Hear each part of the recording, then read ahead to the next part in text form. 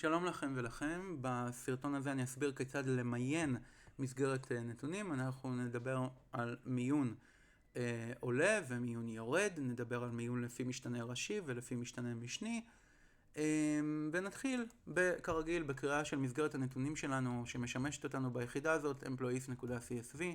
הנה כאן היא לפניכם, שוב נסביר אותה בקצרה. עובדים בחברה, מספר הזיהוי, שם פרטי, שם משפחה, מגדר, 2 או 1, 2 נשים, 1 גברים, הדוק מספר שנות לימוד וסלרי, שכר. אז נתחיל ונתבונן בקוד הזה. אני משתמש כאן לצורך המיון בפונקציה arrange של החבילה dplyr. זאת לא הדרך היחידה למיין ב-R, אבל זאת הדרך שבחרנו בה. אנחנו משתמשים בחבילה dplyr לכמה וכמה פעולות של טיפול במסגרות נתונים. ראינו כבר לסינון, לבחירה, לשינוי שם וגם להוספה של עמודה. אז כאן אנחנו רואים את arrange שהיא בשביל מיון, וכמו האחיות שלה שכבר ראינו, גם הפונקציה arrange מקבלת בתור ארגומנט ראשון את מסגרת הנתונים שהיא הולכת למיין, והיא לא בדיוק הולכת למיין אותה. שימו לב גם שהפרמטר הוא נקודה דאטה, זה השם שלו, שמקבל את מסגרת הנתונים שהיא תמיין, וכאמור לא בדיוק למיין, אלא ליצור מסגרת נתונים חדשה שבה המיון משתקף. זה ארגומנט ראשון, מסגרת הנתונים שהמיון מבוסס עליו. ארגומנט שני, כאן משתנה אחד שמציין את משתנה המיון.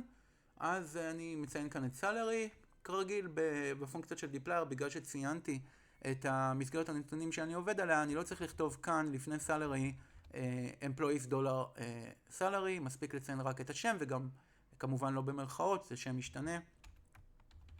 ונדפיס את sorted df, מסגרת הנתונים הממוינת, ונראה האם זה מוין. ובכן כן, מוין לגמרי, סדר עולה או יורד, עולה, זאת ברירת המחדל. ואם תסתכלו בצד, במסגרת הנתונים הזאת, האינדקסים של התצפיות הם מסודרים כבר לפי המיון. כלומר, הם לא זזו לפי מסגרת הנתונים המקורית, זאת מסגרת נתונים חדשה, שאחרי שהתבצע המיון, התבצע אינדוקס, מפתוח מחדש של האינדקסים, החל מ-1 עד התצפית האחרונה, במקרה הזה 10. מה בנוגע לסדר יורד? אז סדר יורד, אני מבצע אותו כמו שכתוב כאן ב-27, אז ב-27, אני בתור ארגומנט שני ל-range, אני לא נותן רק את salary כפי שהוא, אלא מה?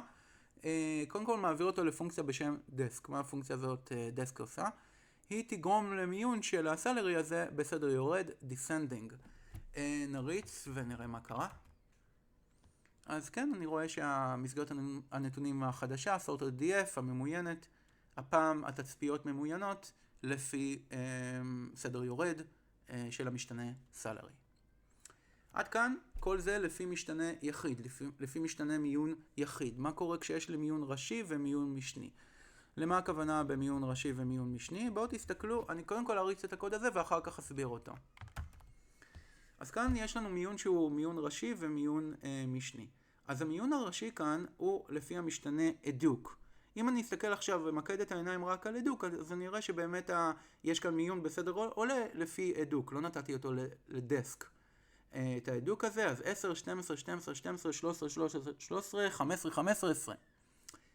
אבל יש כאן, זה המיון הראשי. אבל יש כאן גם משתנה מיון משני, שהוא זה לא הג'נדר שלי, זה צריך להיות, אפשר לעשות גם את ג'נדר, נתחיל אולי מג'נדר. אז הג'נדר כאן מוין בסדר יורד. ואני רואה, תסתכלו למשל על כל התצפיות של 12. כן, של הדוק שווה ל-12. אז הג'נדר שלי כאן, התצפיות בכל הנוגע למשתנה ג'נדר ממוינות בסדר יורד, ממש כפי שביקשתי ב-36. קודם התצפיות שיש בהם 2, אחר כך התצפיות שיש בהם 1. אותו דבר בנוגע לתצפיות של ה-13, בדיוק.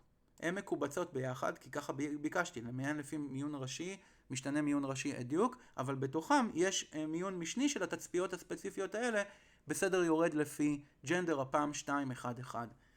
ולא חייב כמובן שהוא יהיה ג'נדר, בואו נמיין מיון משני לפי salary.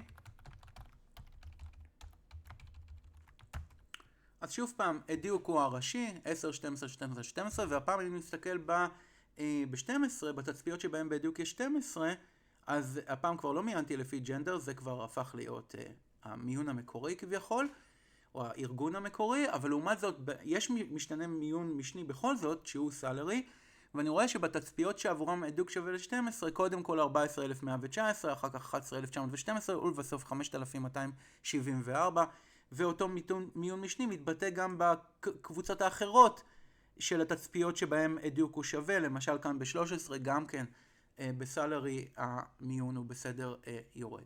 לא הייתי חייב כמובן לעשות את דסק בסדר יורד, כלומר את סלרי בסדר יורד במיון המשני. אפשר לגמרי לתת אותו כפי שהוא, כלומר לבקש את זה בסדר עולה.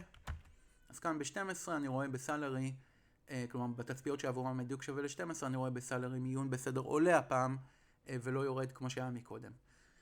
אפשר להמשיך, אני יכול להמשיך ולבקש שעבור כל צירוף ערכים בדיוק וסלרי, כן, נניח אם יש לי 3 אנשים שהשכר שלהם הוא 5,000 והמספר שעות הלימוד שלהם הוא 12, מיין לפי משתנה מיון שלישי לפי ג'נדר נניח.